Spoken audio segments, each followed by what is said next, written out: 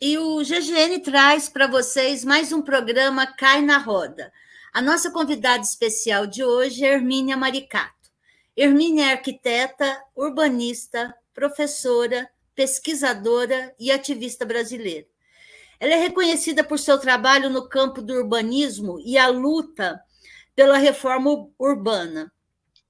Participou ativamente da criação do Ministério das Cidades. Além disso, participa e foi uma das mentoras do BR Cidades, que é um dos temas que a gente vai pegar muito aqui hoje. Hermínia, obrigada por sua participação aqui no Cai na Roda do GGN. Você vai conversar com Cíntia Alves, Gabriela Lodge, eu, Lourdes Nassif, e daqui uns minutinhos entra também Patrícia Faerma.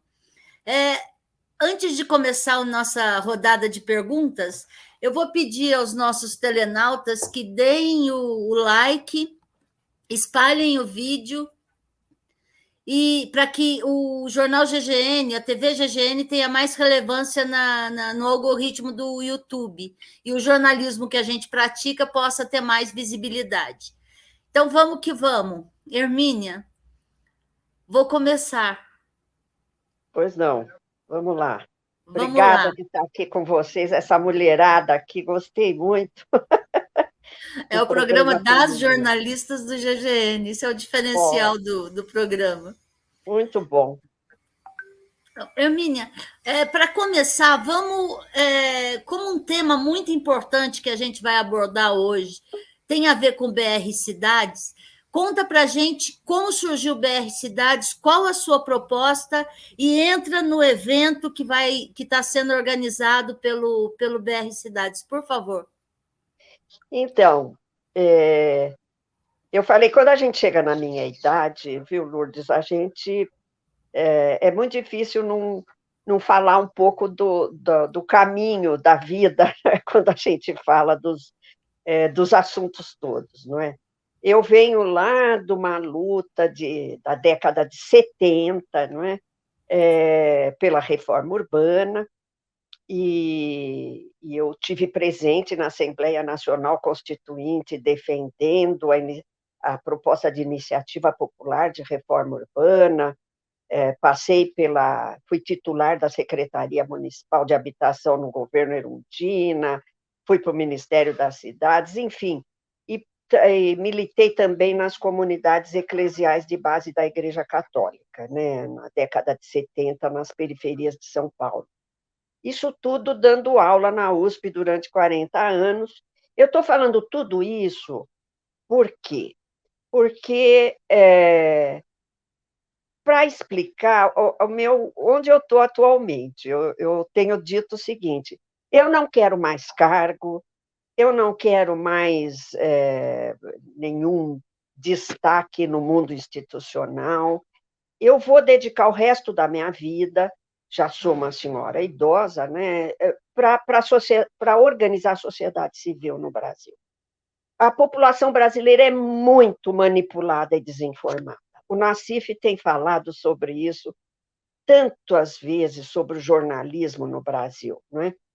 Mas, e nessa minha nova fase, que eu resolvi que eu não ia mais investir em conquistar legislação, em elaborar planos diretores, em ocupar cargos, nessa minha nova vida, eu fui procurada pela Frente Brasil Popular, em 2017, para repensar o Brasil. E, no meu caso, eles estavam me convidando para repensar as cidades. É um momento muito importante para fazer isso. Nós estamos numa transição global, não é? Mundial, sem falar da crise climática que afeta o planeta, não é? Mas uma transição política e econômica, o capitalismo em crise, e o Brasil, evidentemente, dentro desse quadro, passando por um momento muito delicado, para dizer o mínimo, não é? E aí é o momento de repensar o Brasil. É o momento de nós olharmos nossa história, o que nós acertamos, e nós acertamos em algumas coisas, o que nós erramos, por que que a gente mantém essa desigualdade abissal, sendo um país que chegou a ocupar o lugar da sexta economia no mundo, sendo um país riquíssimo em recursos naturais, sendo um país rico do ponto de vista cultural, étnico, por que que nós mantemos essa triste pobreza, essa fratura, que depois nós podemos mostrar que é institucional, né? Não é apenas social, né? Nas cidades brasileiras.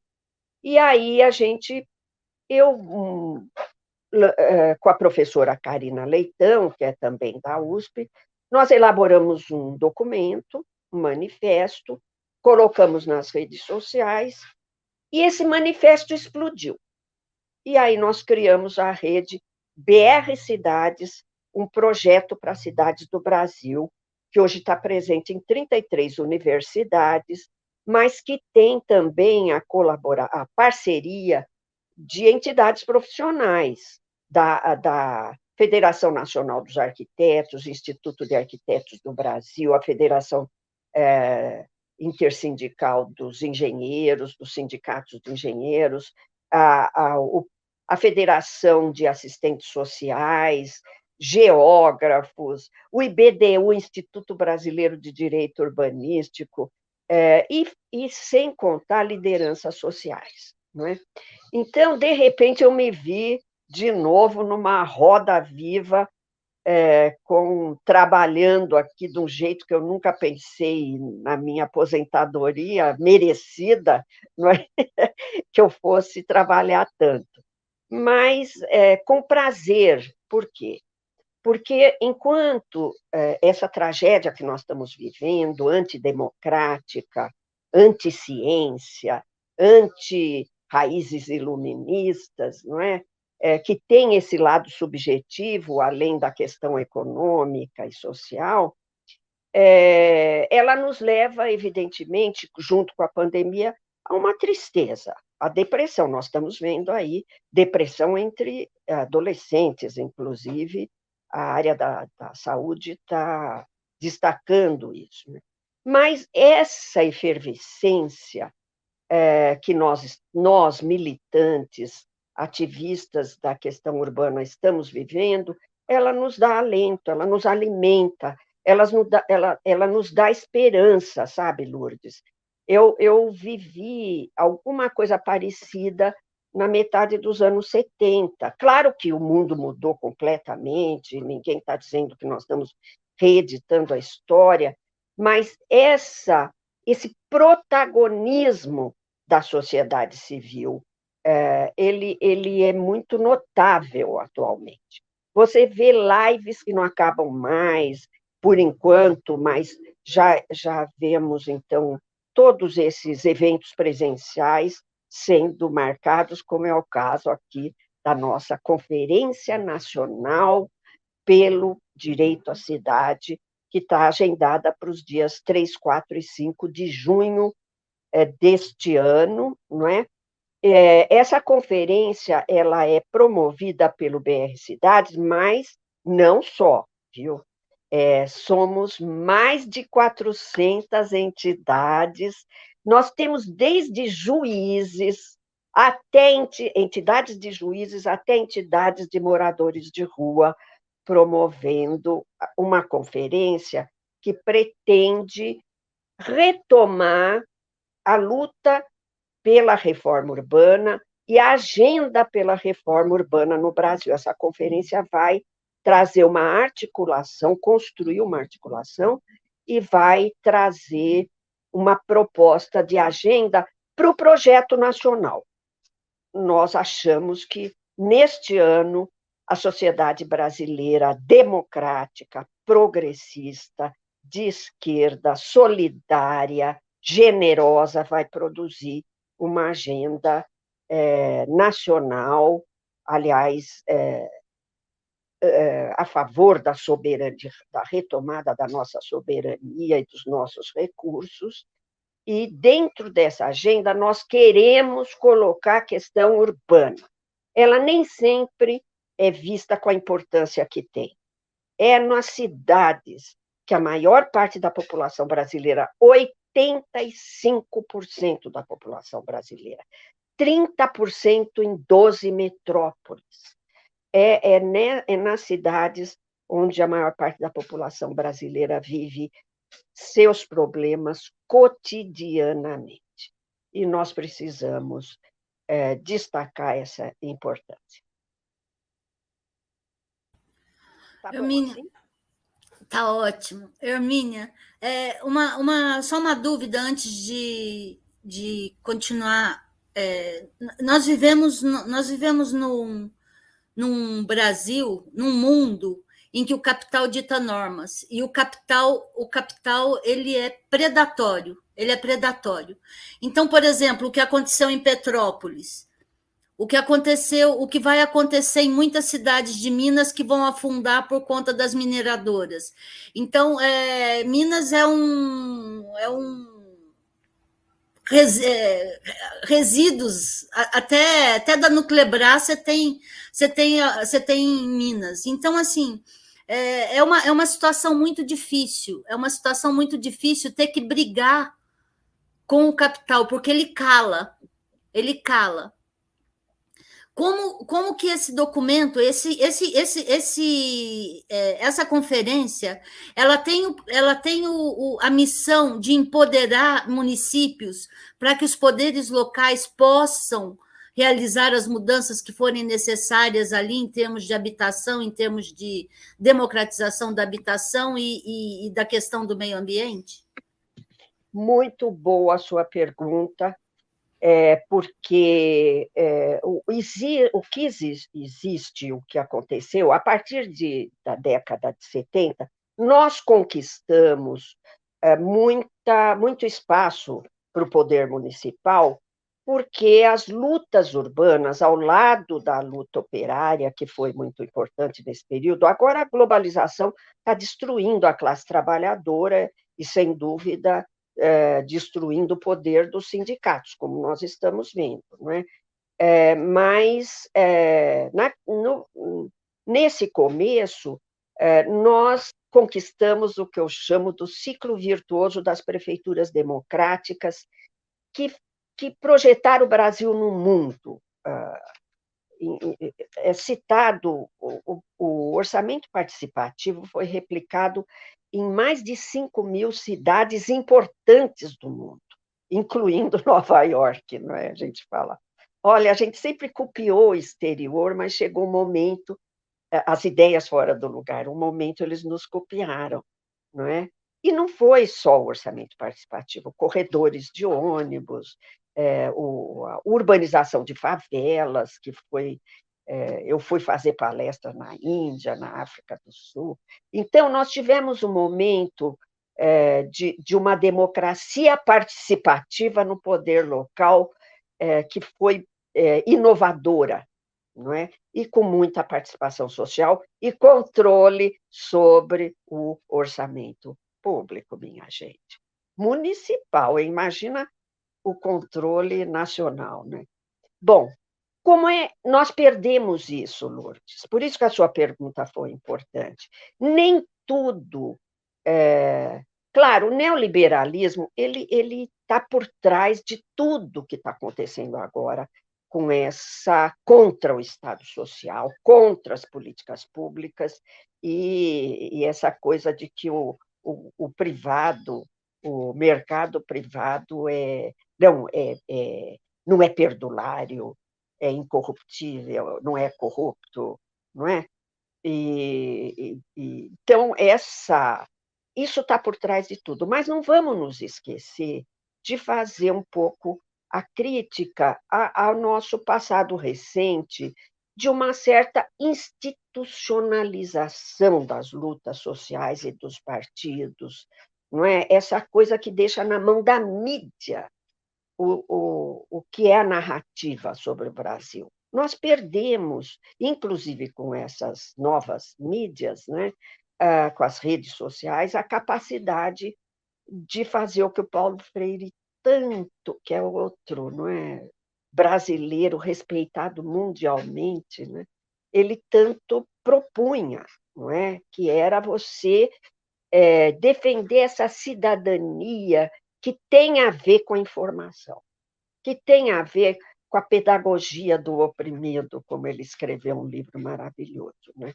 Então, nós queremos caminhar no sentido de não só construir uma agenda no papel, porque nós temos no Brasil leis avançadíssimas, festejadas no mundo inteiro também, como é o caso do Estatuto da Cidade, e que não são aplicadas. O povo desconhece seus direitos previstos em lei, isso é impressionante.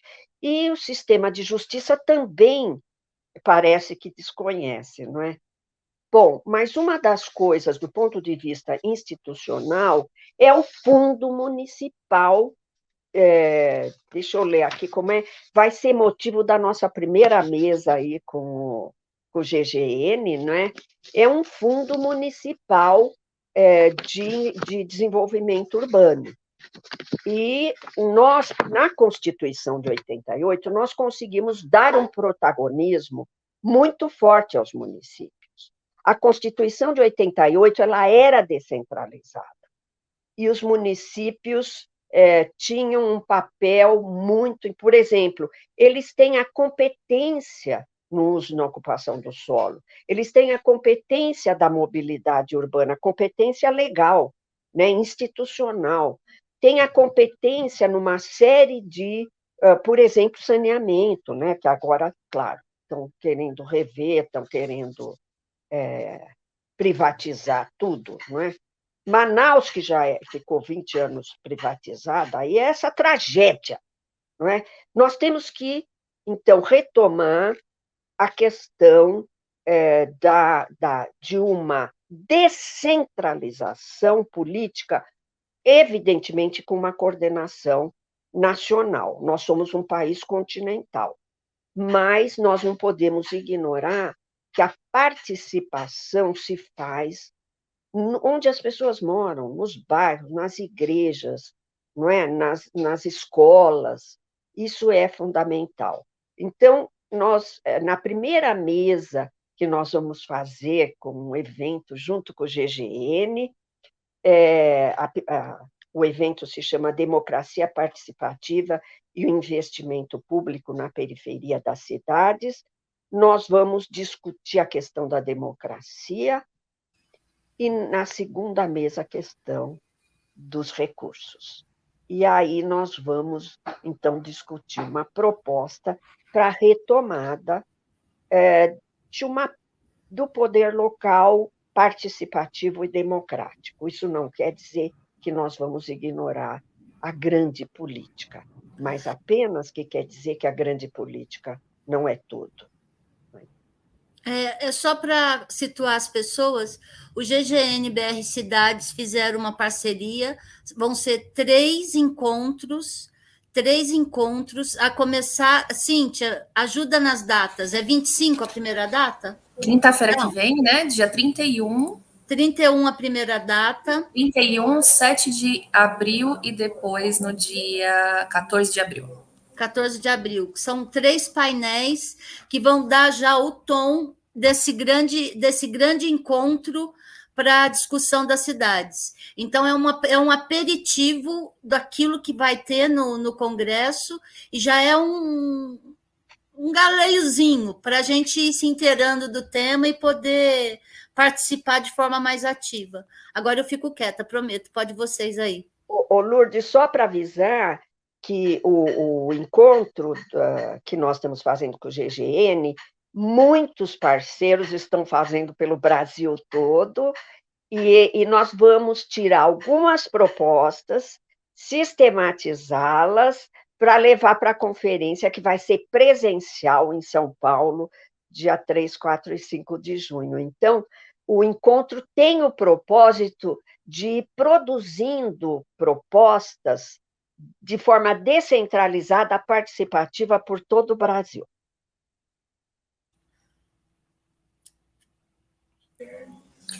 Professora, eu queria puxar o fiozinho do seu desencanto um pouco com a questão política, legislativa, porque na sua trajetória você participou assim do governo federal, quando o Lula foi eleito. Aliás, participou do programa de governo do PT na década de 90. A gente está em ano eleitoral. Eu queria pontuar aqui, pelo menos, eu sei que a conferência tem esse objetivo de entregar propostas para o país, mas hoje, na sua opinião, o que a gente já pode colocar como urgência para discutir no termo dessa questão urbana na eleição desse ano? Qual deveria ser a prioridade dos candidatos progressistas que estão disputando a presidência? Pois na verdade, eu depois de muito trabalho institucional, a minha prioridade, como eu falei, nós temos que ir para as ruas, né, gente? Nós temos que tornar a voz popular uma voz informada, poderosa, que tenha espaço na agenda nacional. Hoje, realmente, você vê um esmagamento, né? As pessoas estão vivendo. Veja, metade, pelo menos mais de um terço do salário mínimo é gasto com alimentação, não é? Você tem, não sei se quantas pessoas no Brasil sabem que para trabalhar, um trabalhador aqui em São Paulo, na grande São Paulo, na região metropolitana, que mora fora do município central, ele gasta quase R$ 500 por mês. Vocês imaginem isso? Por quê? Porque 70% do emprego no Rio de Janeiro e São Paulo está no município central. E, obviamente, se eu pensar nas empregadas domésticas, o Brasil é o país do mundo que tem mais empregadas domésticas proporcionalmente à população, isso é uma herança escravista, né? Se eu pensar nisso, isso vai um terço do salário para alimentação, mais de um terço para o transporte, e sobra o quê? Vou voltar para a sua pergunta. E você não vê as pessoas reclamando disso, de que é uma situação absurda, não é? E as pessoas estão passando fome num país que alimenta o mundo, alimenta o gado, muitas vezes, do mundo, não é? Então, isso significa que você não tem voz, né? As pessoas estão anuladas na sua capacidade de interferir na esfera política. Então, por que eu estou dizendo tudo isso? Porque eu acho que não basta a gente fazer uma proposta. Eu vou fazer, mas não basta. Por quê? Eu fui para a transferência do governo Fernando Henrique para o Lula e coordenei a proposta de criação do Ministério das Cidades. Eu achava que a gente ia mudar a história da política urbana no país a partir da criação do Ministério das Cidades, não apenas porque nós criamos um aparelho, mas porque no Ministério das Cidades, com o maravilhoso Olívio Dutra à frente, eu era vice-ministra, nós construímos uma esfera participativa. É importante que eu diga isso, porque a minha proposta é de que isso volte, não é? Uma esfera participativa que começava no município, aí o município faz uma conferência municipal da cidade, e elege prioridades e proposta. Aí ele elege delegados para participar da conferência estadual. As conferências estaduais elegem delegados para participar da conferência nacional. Isso existiu, gente, no Brasil, durante todo o período do lulismo. Acabou em 2016. Acabou quando o Ministério das Cidades foi extinto, não é? Foi extinto o Ministério das Cidades e toda uma esfera participativa, que vinha gente do Brasil inteiro para Brasília e discutia no Conselho das Cidades a política urbana. Bom, eu sou muito radical, isso é verdade. Por quê? Porque muita gente acha que a retomada do Ministério das Cidades com essa esfera participativa vai resolver nosso problema. Eu já sou mais ambiciosa, eu quero ir além. Eu acho que a gente precisa retomar o Ministério das Cidades, a gente precisa retomar a estrutura institucional participativa, mas a gente precisa retomar uma democracia viva. A democracia, por exemplo, das mães. As mulheres mães nas periferias, elas seguram todas as pontas, minha gente. E elas não têm tempo para a grande política. E elas precisam ser trazidas, sim. Aliás, acho que a nossa primeira mesa, se eu não me engano, vai ter uma mulher que é deputada estadual lá de Pernambuco, né? Eu acho que a gente precisa combinar uma esfera participativa, por quê? Porque o Estado brasileiro, patrimonialista, ele tem uma tradição de cooptação. Eu vi isso, lideranças vindas da base da sociedade. Aí não, sabe, aí virou estilo de vida, ter mandato, distribuir cargos enfim, incidir no orçamento. Eu acho que o Estado brasileiro tem porque a população é desinformada, de baixa escolaridade, porque nós temos tradição escravista, não é? Nós temos uma tradição patriarcal, né, companheiras?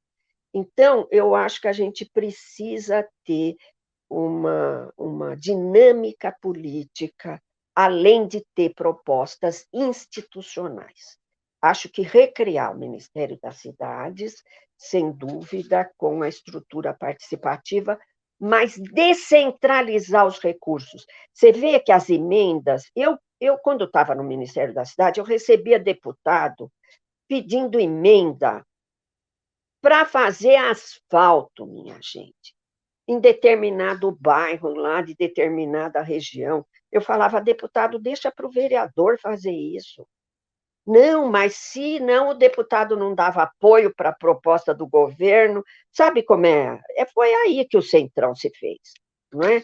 Que é contra planejar. Você não pode planejar num país que as emendas decidem o orçamento. Não existe planejamento, não é? Então, eu acho que uma das questões também é lutar por uma fatia maior do orçamento para o fundo municipal. O professor Ladislau Dalbor é um defensor dessa descentralização de recursos e lembra que os países do primeiríssimo mundo, que é Noruega, Dinamarca, Finlândia, os municípios são muito mais fortes e recebem a maior parte da fatia orçamentária. Isso eu acho fundamental. Obrigada. Hermínia, você falou do conceito muito interessante da descentralização de recursos e também constitucional, né? Uma Constituição descentralizada que talvez traria um pouquinho aí mais de autonomia para as federações, municípios, né? Para algumas tomadas de decisões. Eu pergunto, Hermínia, essa descentralização, ela não poderia prejudicar, piorar a desigualdade urbana? Uma vez que tem cidades que têm mais recursos que outras, vamos por comparar São Paulo, capital, com cidades do interior, né?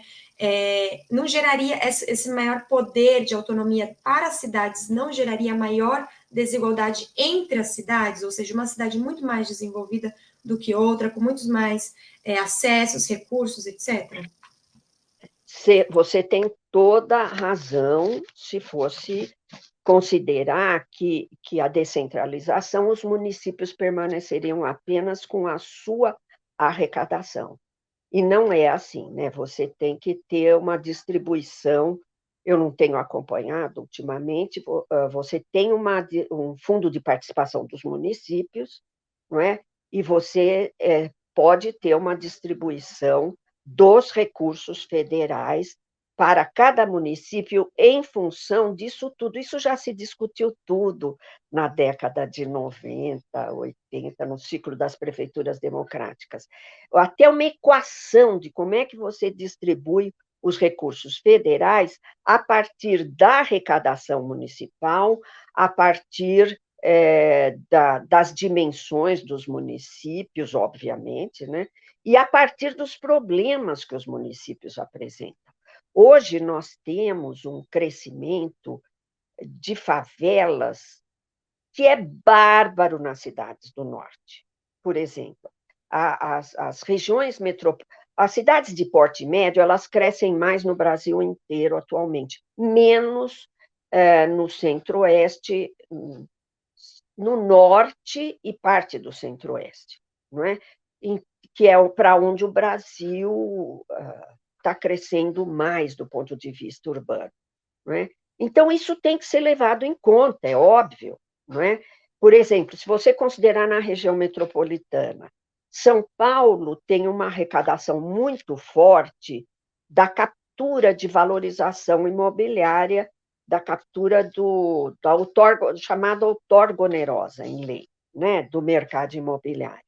Se você pegar o município periférico da região metropolitana, Mauá, Itapecerica da Serra, o município que nós tivemos desastres de escorregamento há pouco tempo, né, que me falta o nome, a gente passou dos 74, a coisa complica, viu? Então, nós temos, nesses municípios, mais da metade das moradias, minha gente, são informais, são construídas sem arquiteto, sem engenheiro, sem autorização da prefeitura, sem lei, tudo cada vez mais dominadas por milícias e crime organizado, cada vez mais sendo construídas contrariamente à sustentabilidade ambiental. Então, isso tem que ser levado em consideração, você tem toda a razão, não é?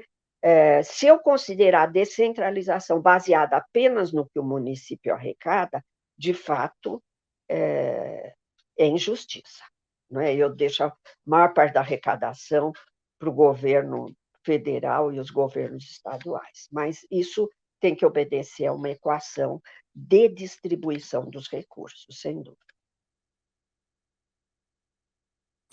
E como que isso estaria presente, Hermínia, dentro de um plano nacional, né? Porque quando a gente fala de políticas regionais, políticas locais, a gente pensa em vereadores, a gente pensa em prefeitos, né? A gente pensa nos políticos locais, né? Das cidades, dos estados, deputados, etc. Como que isso se inseriria, talvez de uma forma mais efetiva para as pessoas entenderem? Porque quando a gente fala, até puxando a pergunta da Cintia, quando a gente fala de debates eleitorais para a presidência, a gente pensa em grandes temas, né? Como saúde, educação, etc., e dificilmente a gente vai pensar no local, porque a gente pensa, é o presidente da República, né, de todo o Brasil, de um país continental, como você mesmo afirmou. Como que a gente pode trazer esse debate mais presente para a cabeça das pessoas, de que também isso é uma política de Estado, é uma política de país, não só políticas locais, né? Pois é, Patrícia. Você vê como a gente está acostumado a pensar a grande política, como se ela pudesse chegar em uma pequena cidade na beira de um rio, lá no Amazonas, onde você não tem lei para nada. Você sabe que nós temos cidade no Brasil onde nós não temos lei para nada. Sabe? Essas cidades, por exemplo, situadas perto da exploração do garimpo, da exploração de ouro, não tem, ali é sabe aquilo que a gente conheceu do faroeste americano? Pena que a gente conhece mais a cultura americana do que a brasileira, né? Então, você não é discutindo apenas em Brasília, a grande política, que você chega nisso, mas é necessário discutir centralmente, sem dúvida nenhuma. E nós chegamos a discutir muito, Patrícia, num período que você acho que não estava nem nascida, não é? Nós começamos a discutir a Constituição de 88. Bom, já desculpe, aí estou fazendo adivinhação aqui. Mas, fica à vontade, eu realmente não tinha nascido. Olha aí! Nasci em 91. Pois é. Então, quando a gente discutiu a proposta de reforma urbana, em 88 a gente já estava nas prefeituras e nós estávamos discutindo essas propostas maravilhosas. Urbanização, aquela cidade invisível, informal, sem urbanização, sem Estado, marcada, onde a violência domina, o crime organizado, o Estado ele entra, eu me lembro que eu falava isso alguns anos atrás, o Estado entra na época de eleição para trocar favor por voto, não tem cidadania, tem a política do favor, né? E a nossa população é devedora. Então, vai lá falar, bom, eu vou mandar aqui, vou construir uma pinguela em cima desse rio aqui, então eu vou mandar uma ambulância aqui, não tem posto de saúde, mas nós vamos deixar uma ambulância aqui. Eu vi isso, não é? Acho que foi até antes do SUS, né? E o SUS, por exemplo, é uma construção que traz uma política na sua formalidade. Se você considerar o Estatuto da Cidade, ele traz uma política dentro dele. Nós já temos, do ponto de vista institucional, quase, né, uma formulação de política urbana. O Estatuto da Cidade, ele prevê planos diretores participativos. Você não pode elaborar plano diretor, mudar plano diretor, sem participação ampla da população pelo Estatuto da Cidade, não é? E você tem que levar em consideração a questão ambiental, você tem que levar em consideração a questão social. A nossa Constituição fala no direito à cidade. O Estatuto da Cidade ele é tão perfeito que ele regula até o quarto de empregada, Patrícia. Que tinha uma época no Brasil que se desenhava um armário um pouco maior e chamava de depósito nas casas, e era o quarto de empregado, não tinha janela, não tinha ventilação. E o Estatuto da Cidade pensou tudo isso. O extravagante na sociedade brasileira é isso. É que a gente só pensa nas instituições, olha, o prefeito vai resolver, o presidente, o Congresso, o sistema, e isso tudo já tá muito avançado. A lei de mobilidade, federal de mobilidade urbana, ela é avançadíssima. Eu sempre falo, é ótima para a Dinamarca. Por quê? Porque a viagem de pedestre e viagem não motorizada é prioridade na lei. O automóvel é a quarta prioridade na lei da mobilidade urbana. E, na realidade, o que acontece? Ele é a primeira prioridade. Olha aí o que se gasta com a infraestrutura rodoviarista. Então, o que eu queria te dizer é isso, nós precisamos trabalhar um movimento pedagógico de informação sobre o que a gente já conquistou, sobre legislação e sobre a nossa realidade, não é? Para daí a gente, por exemplo, quando for fazer pressão sobre um vereador, a gente sabe o que ele está fazendo e sabe o que é necessário, não é? Como é que nós vamos fazer essa, lá na época das prefeituras democráticas, nós chamávamos de inversão de prioridades, que era assim, você sabe que hoje nas cidades brasileiras, com raríssimas exceções, gente, eu ando muito Brasil, só parei agora na pandemia. O investimento público, municipal, estadual, federal, porque o município recebe do fundo de participação, ele é regressivo, isto é, ele aprofunda a desigualdade. Quer que eu te dê exemplo? Aqui em São Paulo, o entorno do Rio Pinheiros está sendo preparado para ser o urbanismo do espetáculo, que a gente chama.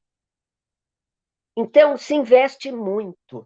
E se investe muito de acordo com o interesse do capital imobiliário.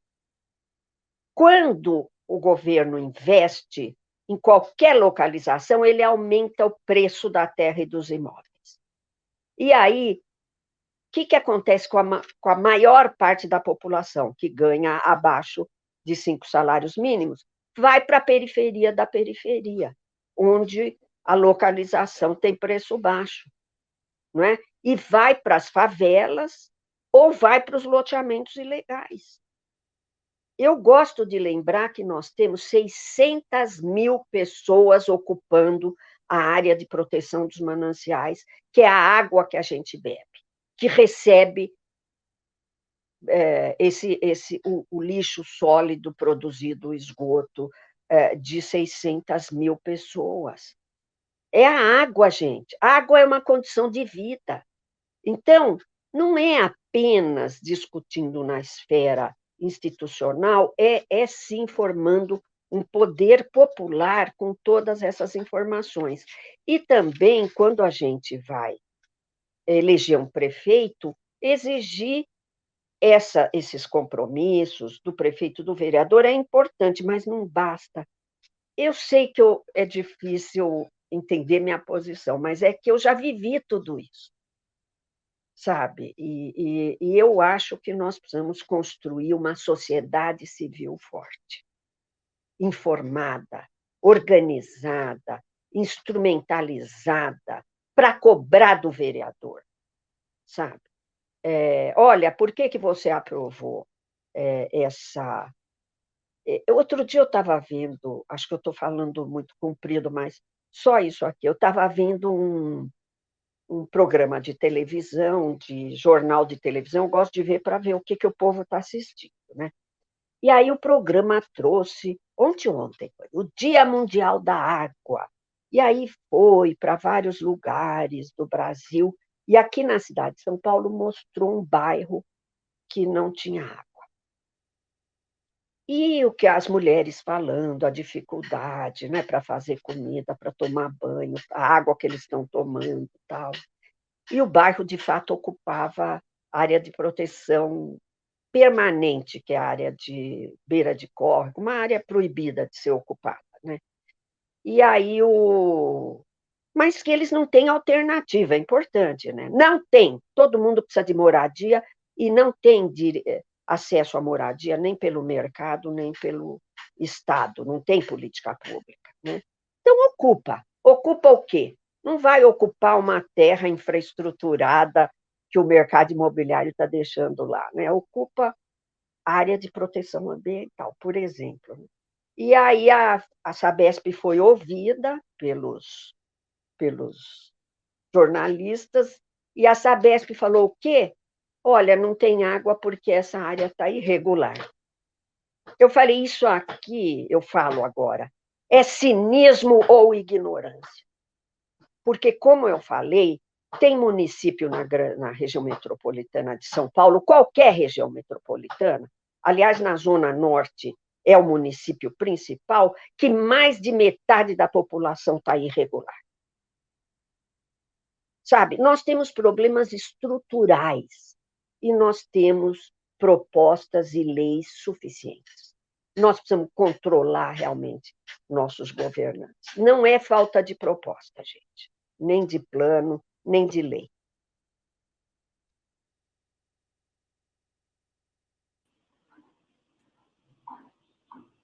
Hermínia, eu queria te perguntar, não sei se minha internet está um pouco instável, ela geralmente fica. Você está me escutando bem?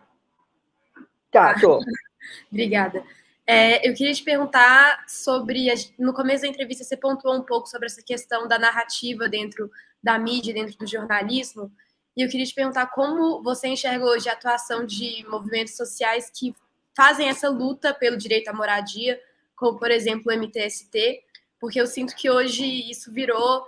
A gente estava falando de gerações também, a minha geração é um pouco atual, e eu sinto que hoje isso virou uma narrativa muito partidária dentro da mídia e dentro do que se é falado, e fugir um pouco dessa questão da luta pelo direito social. E aí eu queria te perguntar um pouco como você enxerga hoje esses movimentos, tanto na atuação deles, quanto na narrativa da mídia. Pois é, a mídia ela escolhe, né, o que narrar, sem dúvida nenhuma, né? O MTST é um movimento relativamente novo. Nós temos movimentos, a União Nacional por Moradia Popular, o Movimento Nacional de Luta pela Moradia, nós temos o movimento de Sem Teto do Centro, aqui em São Paulo, nós temos o movimento dos trabalhadores por direitos, nós temos movimentos fortes nacionais. O que eu acho que falta, quem sou eu para falar o que falta para os movimentos, né? É uma ideia de unidade, de mais unidade, de passar por cima de alguma ideia corporativa, né? Mas isso não é nenhuma crítica, é mais uma observação de quem acompanha os movimentos há muitos anos, não é? Há 50 anos, pelo menos, né? Mas eu os considero justamente muito, muito, muito importantes na construção de uma nova política urbana, né? A União dos Movimentos de Moradia, por exemplo, levou um projeto de lei, acho que foi esse ano, viu, gente? Ou foi no final do ano passado, de um fundo para moradia social que possa ser produzido o que eles chamam com autogestão, que é com a participação de cooperativas. Se você olhar o Minha Casa Minha Vida, a maior parte da produção eu tenho sérias críticas. Olha, eu não discordo dos avanços do período do lulismo, por favor.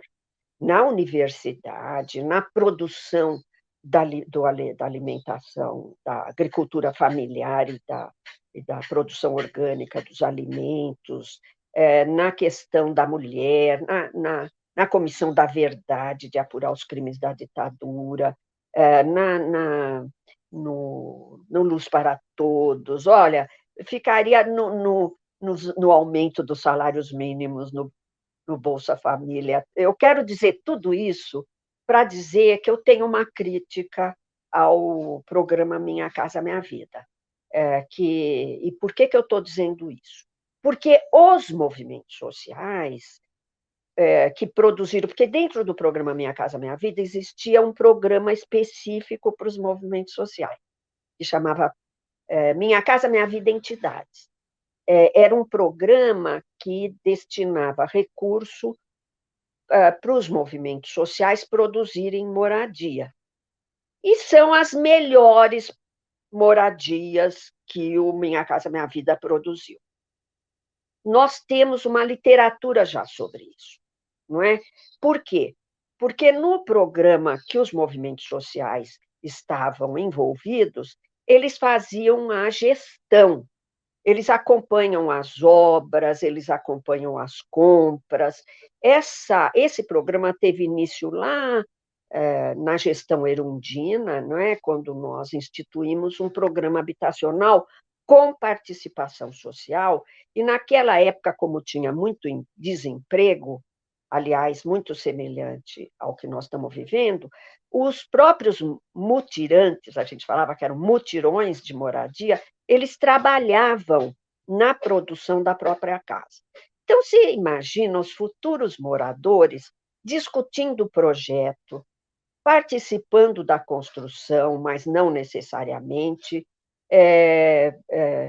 participando da compra do material, participando, se é o caso de contratar uma empresa para construir ou ajudar a construir, eles estão participando, e junto com isso nós tínhamos um programa e que tem hoje, né? Hoje é lei federal, mais uma lei importante que é pouco aplicada, é de assistência técnica à habitação de interesse social. São escritórios de arquitetura que trabalham junto aos movimentos, desenvolvem o projeto e acompanham a obra. Então, essa construção ela tem uma qualidade completamente diferente da produção geral do que aconteceu na época do BNH, lá na década de 70, e que aconteceu agora no programa Minha Casa Minha Vida. O programa Minha Casa Minha Vida teve um subsídio altíssimo, que nunca houve na história do Brasil, para a população de baixa renda. Mas qual foi o maior problema dele? Não regulou a terra, minha gente. A terra no Brasil ela é um nó nas relações sociais. Então, botou muito conjunto habitacional na extrema periferia. Então, o que você vê... Espera aí que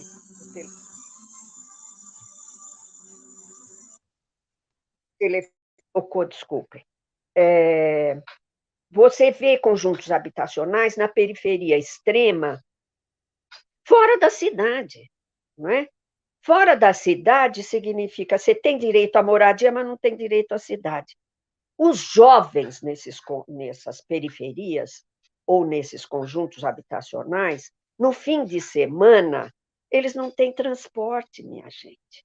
Eu dei um curso para jovens lá no Rio de Janeiro e eles falavam, olha, tem shows no centro do Rio, tem exposições, tem ciclo de cinema, mas no fim de semana nós não temos transporte. Eles somem. Então, esses conjuntos habitacionais que não enfrentaram a questão urbana, que não enfrentaram a função social da propriedade, eles trazem uma extensão das periferias.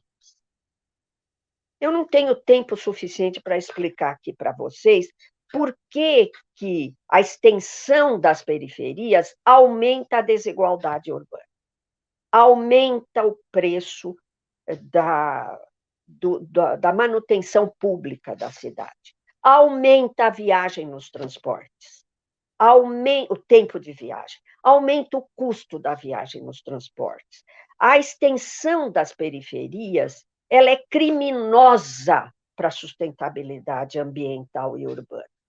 Então, apesar, evidentemente, da Caixa Econômica Federal exigir que o conjunto estivesse dentro do perímetro urbano, porque, senão ela não aprovava o financiamento, as prefeituras, as câmaras municipais, todas as cidades que eu visitei, especialmente de porte médio, elas ampliaram o perímetro urbano, minha gente. Elas estenderam o perímetro urbano nas cidades, legalmente, pondo muita terra vazia e levando o conjunto habitacional para a extremidade. Isso aumentou o preço da terra em todas as cidades brasileiras. É uma explicação um pouco mais complexa para eu fazer aqui muito rapidamente, mas, sem dúvida nenhuma, a gente não pode mais aceitar direito à moradia sem direito à cidade. Viu? Porque você, colocada numa moradia na extrema periferia, e muitos desses conjuntos passaram a ser dominados pelo crime organizado, porque o crime, as milícias principalmente, né? Elas dominam a distribuição do gás, elas dominam a internet, a distribuição, enfim. Então, você tem a inclusão na cidade é fundamental, mas aí nós temos uma luta contra o capital imobiliário, não é? Que ele domina a cidade oficial, a cidade formal, a cidade do capital. E aí são outras explicações. Desculpe, parece que eu não sei responder sem dar aula, né? Desculpem. Mas é uma maravilha. A gente agradece. Hermínia, eu estava aqui pensando, conforme você estava falando a questão da mobilidade, a questão do emprego e tudo mais. Eu lembro que, olha, eu também aqui não sou de 91, eu sou de bem antes. Eu lembro que o Jânio Quadros falava, quando foi candidato a prefeito em 85, e eu lembro muito disso, porque meu pai odiava o Jânio Quadros, e eu assistia com ele a propaganda política. e ele falava que a gente tinha, a cidade tinha que resolver o problema da mobilidade urbana, era resolvido se você levasse para os bairros, para as regiões,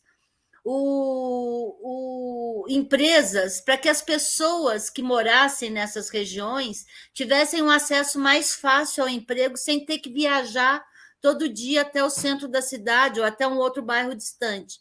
Então, promover a mudança dessas empresas para as periferias da cidade, para que as pessoas tivessem acesso ao emprego mais próximo. No entanto, conforme você foi falando, o que me ocorreu é que isso, no lugar de resolver um problema de mobilidade urbana, criaria nichos de vida fora da cidade oficial. Então, a pessoa trabalha, mora, se diverte, estuda, tem a sua UBS, tudo fora do centro da cidade. Mas ela não se diverte, ela não toma posse dos parques, ela não toma posse da vida cultural da cidade, não faz mais nada. Então, é uma equação difícil de resolver numa cidade monstro como São Paulo, né? Olha, existe um problema maior. Nós temos muitos problemas, não é? Eu posso discutir exclusivamente a mobilidade urbana. Por exemplo, se você mora em Paris, na região metropolitana, você pode morar fora da cidade, porque você tem um trem que te leva rapidamente para o Beaubourg, vamos supor, ou para um parque ali na beira do Sena, não é? Eu me lembro muito de ter vivido essa experiência, fiquei na casa de um amigo na periferia de Paris. E você tem mobilidade, não é? Você não tem tudo, os grandes museus lá na banlieue, né? Mas você tem a possibilidade de tomar um trem rápido, subsidiado, obviamente, não é? Então, a mobilidade, na área do transporte, eu posso encontrar solução, não é? Mas você tem uma trava nas nossas cidades, é a questão do rentismo imobiliário, fundiário, nas cidades não, no campo e na cidade. No Brasil, que é um país que tem abundância de terra, o processo de urbanização se deu sem reforma agrária, sem distribuir terra. Nós tivemos um processo ciclópico de urbanização a partir de 1930. Mais exatamente no começo do século XX, não é? Nós tínhamos 10% da população nas cidades, acabamos o século XX com 81% da população nas cidades. E é um processo migratório gigantesco. Eu não estou falando de um processo em Portugal ou na França, eu estou falando de um país que hoje tem 206 milhões de habitantes. Sabe, eu estou falando da Alemanha, França e Portugal juntos. Então, é um processo de urbanização gigantesco, massivo, né, de produção de cidades, que não teve o Estado cuidando disso, né? Mas por que nós não fizemos reforma agrária? E por que nós não fizemos reforma urbana? Não é? Porque na sociedade brasileira, patriarcal, mas também patrimonialista, não é? Nós temos o poder econômico e social vinculado à propriedade da terra e dos imóveis. Na sociedade brasileira, a propriedade formal nunca chegou na maior parte da população. Eu não estou defendendo a propriedade privada como solução. Eu estou dizendo que há uma trava no acesso à terra no campo e na cidade. Na cidade, vamos tratar mais, então, da questão da apropriação da terra na cidade. Na cidade, a localização da terra tem um preço. Se eu for para a área de proteção dos mananciais, onde é proibido por lei ocupar, eu tenho lá lote à venda, as milícias estão lá vendendo, né? Mas é um preço que eu, que ganho 3 salários mínimos, posso pagar. Por quê? Porque eu estou comprando algo proibido. Eu estou comprando algo que a lei proíbe de eu ocupar, não é? Então, mas para a maior parte da população, o que sobra é isso. Ou você compra um lote ilegal, ou você ocupa e vira uma favela. As favelas, em geral, ocupam áreas frágeis do ponto de vista do risco e do ponto de vista ambiental. E as favelas, segundo o IBGE, nós temos 10% da população brasileira em favelas, próximo de 10%. Eu não sei se a minha cabeça está me ajudando, né? Em São Paulo, tinha uma época que nós tínhamos 23% da população em favelas. Salvador, 33%. Não é, gente, são milhões e milhões e milhões. São vários Portugais, se é que a gente pode dizer isso, morando em favelas, né, em áreas ocupadas. Então, como a localização tem um preço, evidentemente, a cidade do mercado, onde as terras recebem toda a infraestrutura, e não é só infraestrutura, viu, gente? Não é só asfalto, água, esgoto, iluminação pública, que para as mulheres das periferias é muito importante, né? Não é só isso. É sinalização, por exemplo, uma coisa que eu acompanho muito é o que se gasta com a manutenção das áreas verdes, por exemplo, nas zonas Z1, né, zonas estritamente residenciais. Não é? Então, você tem toda uma manutenção da cidade que tem uma hierarquia, até você chegar lá no bairro que não tem nem água. Não é? Tem uma hierarquia. Bom, nós tivemos, Lourdes, vários planos de várias cidades no Brasil de levar emprego para o bairro. A hora que você leva o emprego para o bairro, não vai só o emprego, não vai só a empresa. Não vira aquelas vilas de trabalhadores do começo do século XX, não é? Que você tinha a fábrica e o conjunto habitacional. Não, vai tudo, vai comércio, sabe? É uma forma de você levar a cidade, mas a gente não consegue fazer isso. As primeiras coisas que você leva valoriza o local e aumenta o preço da terra. Isso é impressionante. Quando você investe num lugar, você aumenta o preço dos imóveis naquele lugar. E aí fica proibitivo. Então, o que nós precisamos é regular a terra. Nós deveríamos, o nosso Estado, né, prefeitura, governo do Estado, governo federal, impedir, por exemplo, a ocupação dos mananciais. Mas aí onde a gente poria 600 mil pessoas? Foram para lá porque não tem onde morar, na cidade formal, na cidade do capital. Na cidade do capital, você tem oferta de imóveis, mas ela não chega abaixo de 5 salários mínimos. E a maior parte da nossa população ganha isso. Então, o que eu quero dizer é que não basta a ideia de você levar a fábrica. O seu pai tinha razão, não é? Mas você vai levar a cidade para uma... Vamos pegar um município aí da periferia, né?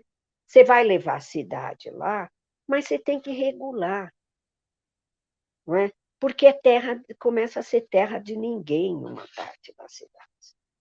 E aí nós estamos falando de um salto civilizatório na regulação do uso da ocupação do espaço. Nós temos mais de 100 milhões de pessoas cujo esgoto não é coletado.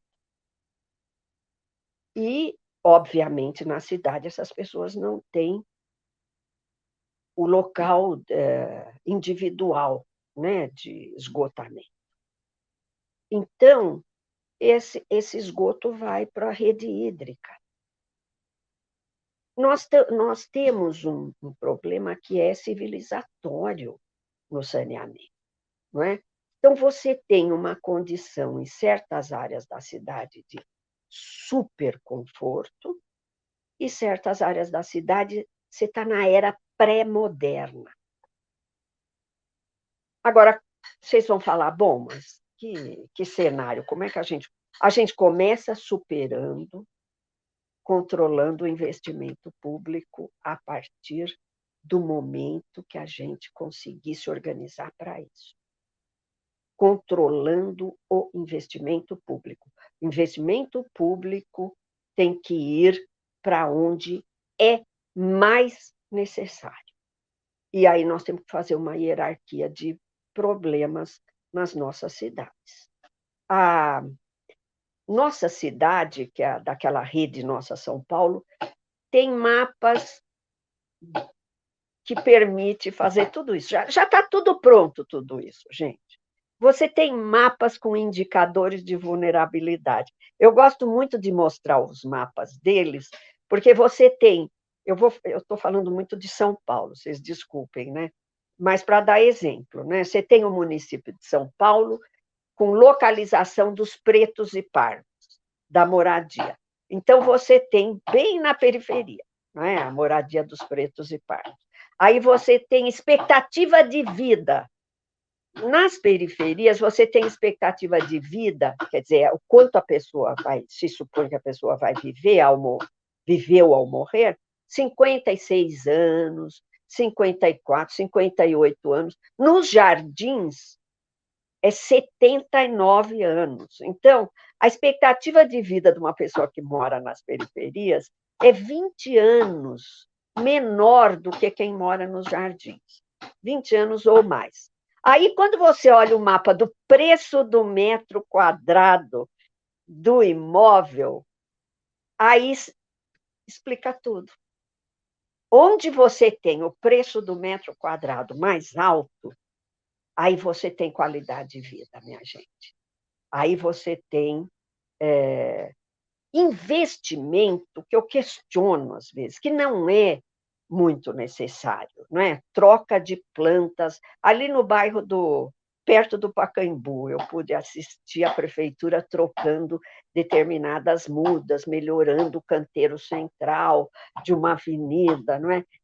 Não é que não devesse, mas se a gente tivesse, como a gente tem questões tão emergenciais, não é? Nós temos que ver, sim, aonde investir o recurso público. A desigualdade urbana, né, Hermínia? Muito bem, meninas. Demos o nosso tempo aqui. Hermínia, eu gostaria muito de te agradecer por se dispor a conversar conosco aqui do Cai na Roda. Foi muito bom, foi uma aula e tanto. Eu acho que agora acompanhar os encontros no GGN e depois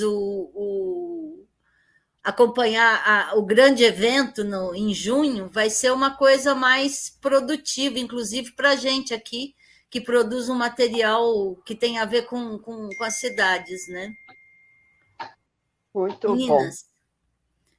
A gente já tem uma parceria com o BR Cidades, os artigos dos participantes do BR Cidades sim. já...